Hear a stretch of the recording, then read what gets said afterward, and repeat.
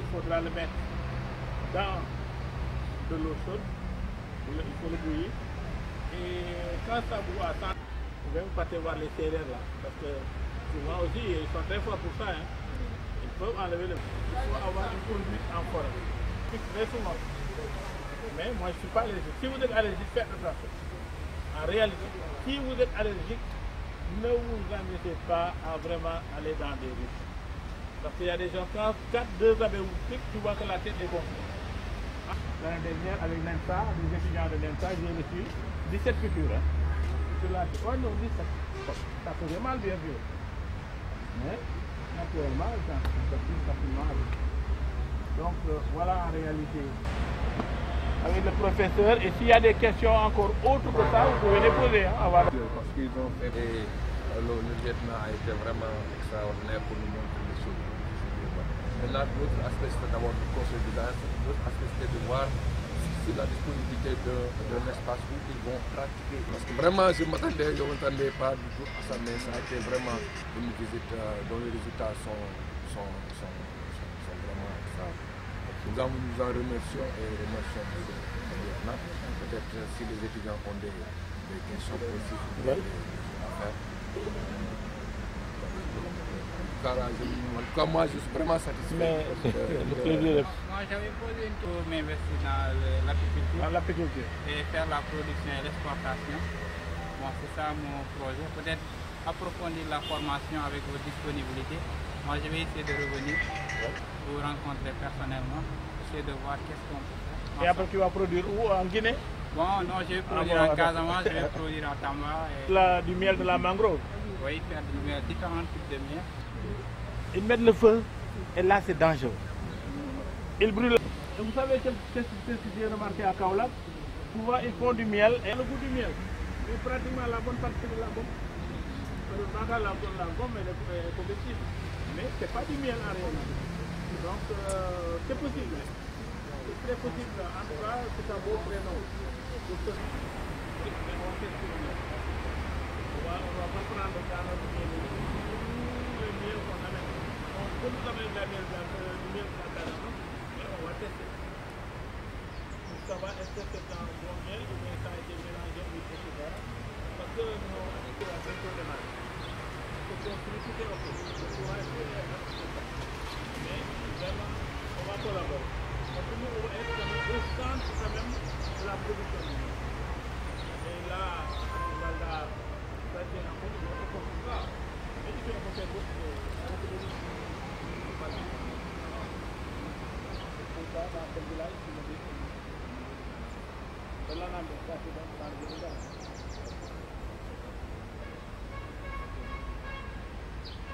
Il faut avoir un peu de miel de qualité.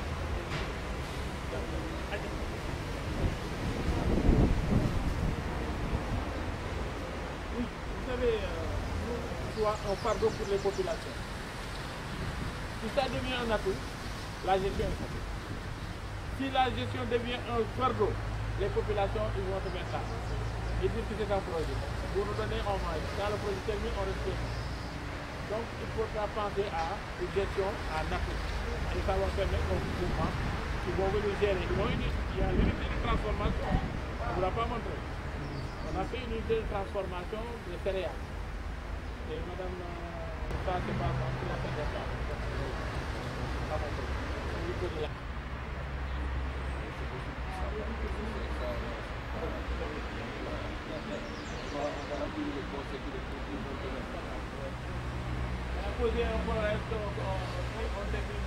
Énergie autour de cette forêt parce qu'on ne peut pas travailler de manière disparate.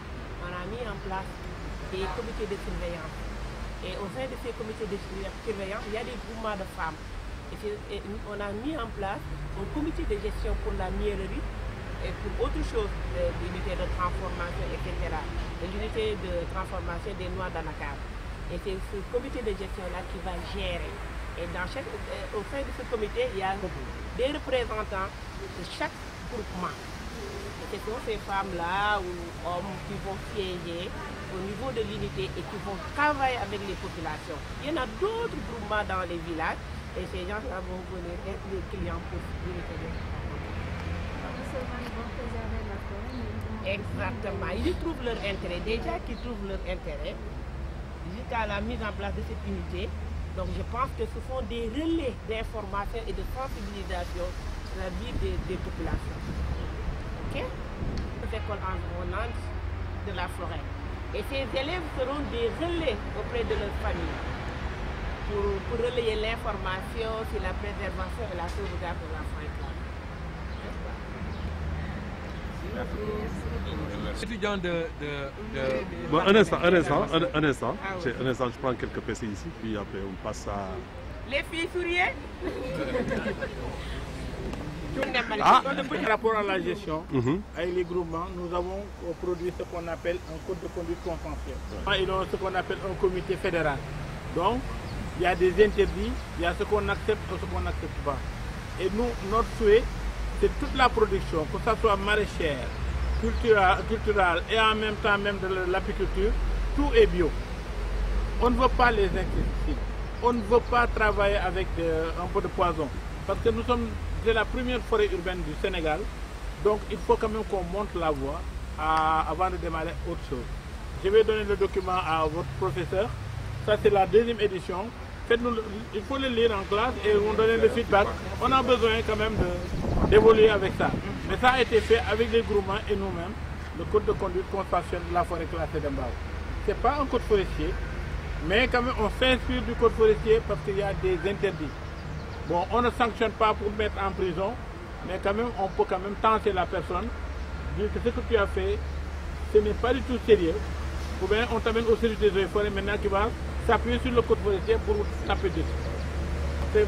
Je vous l'offre. Moussa, bon, on vient d'avoir aujourd'hui la faculté des sciences et techniques de la biologie végétale, qui était venu avec 30 étudiants visiter un peu notre miellerie, pas la miellerie, mais notre rucher. Parce que le module apiculture actuellement se développe à l'université et il se trouve qu'actuellement nous sommes des pratiquants de l'apiculture. Raison pour laquelle ce matin on a eu cette belle visite. Et actuellement donc tout le monde s'y met pour quand même élever les abeilles, pas seulement les moutons, l'adoum et les bali-bali, mais les abeilles qui sont là, et les gens souvent les rejettent, c'est une opportunité qu'on ne peut pas mesurer.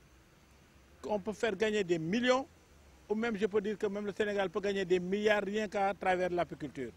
Et tout à l'heure, on nous a dit comment nous on s'y prend avec la construction d'une miellerie et avec un premier objectif de 2 tonnes an, mais qu'on va porter à 5 tonnes an.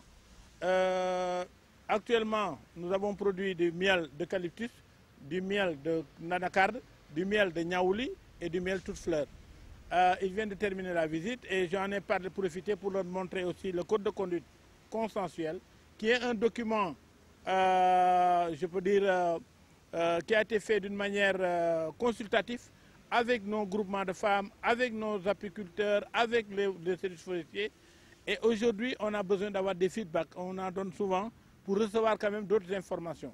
Raison pour laquelle ce document qui a été paraphé, bien sûr, par le directeur des eaux et forêts, le colonel Baïdiba, est actuellement qu'on a mis en application autour des villages. Et demain aussi, les gens peuvent s'inspirer, qui sont en Casamance ou même d'autres forêts, pour dire aussi on va parler le même langage. Donc en réalité, pour un résumé très rapide, nous on a besoin de ça, parce que la formation fait partie de notre credo. Disons, la recherche-enseignement, parce que nous recevons énormément d'étudiants. Il y a au minimum une trentaine de masters qui sont faits ici en bas, avec l'ECA, donc l'ex-ENEA, l'UCAT, l'Université de Ziguinchor. Cette année, on en avait 4 qui viennent de soutenir, l'Université de Saint-Louis, l'Université de Bambey, l'ISFAR de Bambey, et ensuite d'autres universités hors Sénégal. On a reçu des Bénin, on a reçu le Cameroun, au minimum 5 étudiants et une qui fait sa thèse. On a reçu le Gabon. Il y a une qui a fait un très bon rapport sur le marigot de Mbao. Elle s'appelle Sandrine. Nous avons reçu aussi des étudiants venant de la France, à Metz, avec qui, moi j'ai une coopération avec Metz, l'université. Donc c'est le laboratoire de biodiversité de Metz, où moi je dispense des cours. Donc il y a des étudiants qui veulent venir travailler sur l'aménagement des aires des aires protégées tropicales, et donc j'en reçois ici. Le Kinshasa, des Comoriens, et tout ça on a reçu. Ils sont venus travailler donc, au niveau de Mbao, en licence, en master et en doctorat. Donc c'est pour vous dire que quand même, là c'est un laboratoire qu'on va essayer de développer pour avoir le labo de Mbao comme un exemple. Donc vraiment je remercie tout le monde et je vais... Mon colonel, la spécificité du miel d'anacardier, du miel d'eucalyptus, qu'est-ce que cela veut dire? Oui, vous savez, l'abeille, chaque matin qu'elle se réveille, elle va aller chercher des fleurs. Son travail, c'est de faire du miel. Pour nourrir, pas nous nourrir, hein, c'est pour nourrir la reine. La reine est nourrie de la gelée royale. C'est ça sa nourriture. Et s'il sort et trouve des fleurs de Kigelia ou même de Jujufis, il peut amener. Mais si vous le mettez dans un domaine où c'est bien peuplé d'eucalyptus, mais elle ne va pas aller très loin. Elle va aller chercher les fleurs d'eucalyptus et produire quand même son miel. Si vous le mettez sur l'anacardier, et l'anacardier, vous le connaissez parce que bon, vous mangez souvent les ndamaras. Si vous prenez la pomme cajou, souvent il y a un goût assez amer, acre que vous avez là. Donc, il se transforme dans les molécules dans le miel et vous risquez d'avoir un miel assez acre. Bon, plus foncé que ça, c'est un peu noir, mais c'est un miel très prisé. Il y a une année, les Français étaient là. Ils vont revenir le 10 février prochain. Donc, ils vont faire du canoë-kayak ici en Mbao. Mais il y a 3 ans, ils ont acheté rien que le miel d'anacar. Donc, nous, on préfère le miel d'eucalyptus qui est clair et que vous voyez là. Le miel d'eucalyptus qui est clair, sans difficulté, et avec bien sûr un peu le logo de la forêt classée de Mbao. Et ensuite du miel de Niaouli qui est encore très parfumé. En réalité, ça c'est la spécificité et on continue actuellement à produire d'autres types de plantations. Parce que si vous partez en Casamance, dans la mangrove, on a ce qu'on appelle du miel de la mangrove. Bon, vous savez, c'est peuplé de 2 espèces, l'Avicenia et le Rhizophora. Donc, on peut en produire directement et c'est un miel assez blanc, c'est clair, c'est blanc, c'est pas cette couleur-là. Et il y a le miel aussi du solom, le miel de n'importe quel arbre, on peut avoir son miel. Alors, c'est ça la spécificité. Synthèse bi mooy juste rek dañu amoon xale yi nekk faculté des sciences biologie végétale ñoo ñëwoon seet suñu pour deen xool ñun nu ñuy def ba defar suñu lem. loolu nag ñoom bi ñu ñëwee wan nañ leen fa ñuy def am na 2 ruches benn bi la ñu jot a gis mais yan ruche la ñuy utiliser. am na ruche bi ñuy wax la ruche keñaan am na ruche ay Langstrom am na la nouvelle ruche actuellement qui fait avec des hausses plus facile à récolter. Et même il y a une nouvelle ruche expérimentée où les gens ils vont faire même le robinet. Le miel, ça coule par le robinet. On n'a pas besoin d'enlever les alvéoles. Vous ouvrez et tout ce qui est miel, la production, ça coule. Bon, on ne l'a pas encore fait, mais c'est possible. Alors, loolu moo waral ne ñun fii ci forêt Mbao nag ñu ci liggéey pour suñu groupement yi nag am lu ñu jàpp ndax dëkk bi dafa nekk dëkk boo xam ne jigéen ñi fii ñu toll dañu leen war a gën a jàppale ndax ñu mën a am lu ñuy man di dimbandikoo bi nag yemul ci maraîchage bi ñu leen di defal yemul ci unité bi ñu leen defaral pour ñu mën a defar ay araw ay cere ay càkkri ay kii fi ñuy def seen jus de fruits yi ay marmelade ou bien ay confiture ñun tabaxal nañ leen unité bi ba pare diñ leen ci jàppale mais léegi diñ leen kaay leen ngeen def lem bi su ngeen ko defee aussi lem amul ci dëkk bi fii ñu toll litre lem dëgg-dëgg su doon miel de qualité litre bi dépassé na 2 junni parce que lem amul am na ñoo xam ne nag dañuy tricher di def lem boo xam ne du lem dañuy jël tuuti lem jël suukar baxal ko génne ko baa ñu ñëw jël daakaane boole ci loolu du lem te xam nga Sénégal rek moom ni nga gisee ren di tax bu baax bi gars yi di ko indi ñu dem for di tax bu bon bi mooy le Détarium guinéens mélangé ko jëw di ko jaay te bu soo ko naan lekkee mën na am sa biir daw mën na la rey sax su bëree donc loolu mooy am na ñu xam ne daal moom ñiy gàmmoog ñiy raas dem bokkuñu donc voilà le problème moo waral ne ñun ñu nekk ci liggéey boobu nag ànd ak étudiant professeur université monsieur Sakho le professeur Sakho le professeur Diarra ñoom dañoo bëgg a jàngal xale yi ne leen yematu leen ci université bi génn leen ñëw ci àll bi am na lu fa nekk comme disait le laboureur et ses enfants ah y a quelque chose qui est caché dedans mais nag soo ko wëree gis ko loolu daal foofu laa mën a yem. Je m'appelle Karamako Sakho, je suis un agroéconomiste formateur en apiculture. Je donne des cours à l'université de Dakar. Ensuite, je suis venu avec les étudiants de master, avec les étudiants de master de la faculté des sciences et techniques qui ont eu à faire une formation en apiculture, en théorie et en pratique. Maintenant, ils sont venus ici au niveau de la forêt classée de Mbao, au niveau des ruchers de la forêt classée de Mbao, pour essayer de consolider leurs connaissances qu'ils ont eu à acquérir en théorie et en pratique. Donc ça a été l'objet, c'est ça qui a été l'objet de la visite. Et la satisfaction a été totale par rapport à cette visite. D'abord, de ce qu'ils ont eu à voir et de ce qu'ils ont eu à recevoir par rapport à l'amélioration de leurs connaissances en théorie. Donc c'était ça l'objet de notre venue.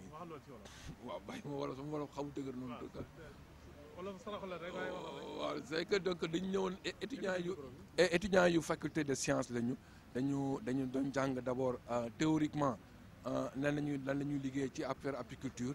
Ensuite ñu liggéey pratiquement maintenant dañu ñëwoon fii ci forêt Mbao pour xool li ñu jàng ak li ñu def nan lañ ko mën a consolider lan lañ ko mën a jëfee par rapport à lan lañ koy jëfee fii si pratique bi loolu moo la andi woon fii et bi ñu fa jógee daal am nañu satisfaction totale que li ñu fi gis doy na leen et yokk na leen seen xam-xam yokk na leen seen gis-gis ci par rapport à beneen vision de l'apiculture quoi donc jërëjëf. Oui. Bonjour, c'est M. Diop. Je suis l'un des promotionnaires. M. Diop Khadim. Oui, je suis un promotionnaire du Master JEDA. Oui, le Master JEDA, c'est une formation en agroécologie. Il se trouve à l'université Cheikh Anta Diop. Vous êtes dans la forêt classée de Mbao aujourd'hui. Oui. Qu'est-ce que vous avez vu à l'apiculture et qu'est-ce que vous avez appris? Oui, avant de parler d'apiculture, je voulais parler un peu du Master JEDA et de son fonctionnalité. C'est-à-dire le Master JEDA, c'est la gestion durable des agroécosystèmes horticoles. Mais quand on parle d'écologie, on fait référence à tout. Écologie, ça englobe tout, c'est-à-dire la manière dont on gère une écologie, la façon de gérer l'écologie de façon générale. Mais on a eu à suivre un cours d'apiculture. L'apiculture, c'est-à-dire l'élevage des abeilles. Mais quand on parle d'abeilles ici, on a référence à dire que l'abeille, c'est pour la pollinisation.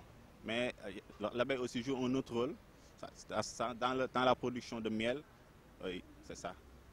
Voilà. Qu'est-ce que vous avez vu dans la forêt classée de Mbao? Ici, on a visité, après avoir eu des cours en classe, on voulait pratiquer ces cours-là. Ici, on a visité des ruchers. On a visité le rucher de camp, l'emplacement des ruchers, comment installer les ruchers, les distances entre ruchers, etc. Et vous êtes capable de le faire aujourd'hui? Effectivement, on a eu à faire ça hier même. On a fabriqué un rucher.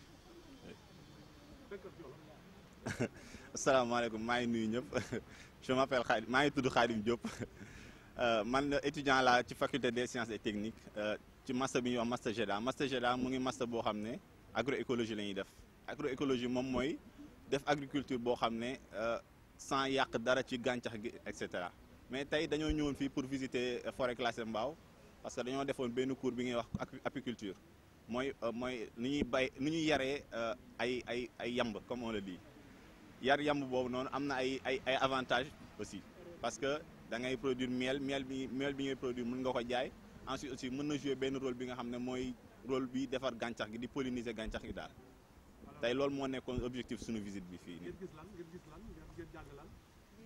jàng nañ ni ñuy defaree fu yamb yi dëkk nan lañ leen installé fu nga xam ne ñoom dinañ mën a dem ut li ñu lekk ba ñëw produire miel bi nga xam ne ñun dañ koy soxla pour mën ko jaay mën ko exporter et cetera. mën ngeen ko defal ngeen tey. waaw bu ñu joxee mën nañ ko defar kay. Ok. Voilà, présentez-vous. Bonjour, je m'appelle Ndeye Absout Sow, je suis étudiante en master 2 de JEDA. Mais au son Peul, Oui, oui. Mais les Peuls, ça avait du lait et non du miel. Bon, on mélange du... on fait du tout, nous. Voilà, donc vous êtes dans la forêt classée de Mbao aujourd'hui. Oui. Qu'est-ce que vous avez vu et qu'est-ce que vous avez appris?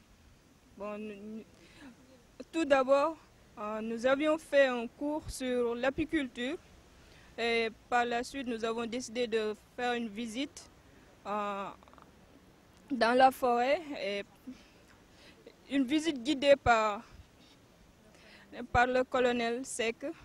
Et il nous a vraiment bien expliqué. Nous avons eu à visiter un rucher. Bon, également, le colonel vous a reçu, le responsable du plan d'aménagement. Oui. Et vous l'avez écouté, il vous a expliqué. Qu'est-ce que vous avez retenu de tout ce qu'il a dit? Bon, il nous a bien expliqué de l'origine du forêt et aussi l'implantation des ruchers. Il n'y a pas qu'un seul rucher, il y en a trois sortes de ruchers. L'un qu'on a eu à visiter, c'est à Kamb. Et les autres, on n'a pas eu à visiter par contre-temps. On n'a pas eu beaucoup de temps, c'est pour cela. Vous avez appris beaucoup de choses. Oui, on a appris beaucoup de choses concernant les arbres. Là-bas, au niveau du Kamb, le miel qu'on récolte, c'est en base d'eucalyptus. Voilà. Et c'est ça. Vous êtes bien capacité aujourd'hui sur l'apiculture. Bon, c'est un domaine intéressant quand même, parce que ça apporte beaucoup d'argent. Mais aussi, il n'y a pas que le miel, il y a aussi la cire qui apporte aussi beaucoup d'argent et qu'on ne connaît pas beaucoup aussi.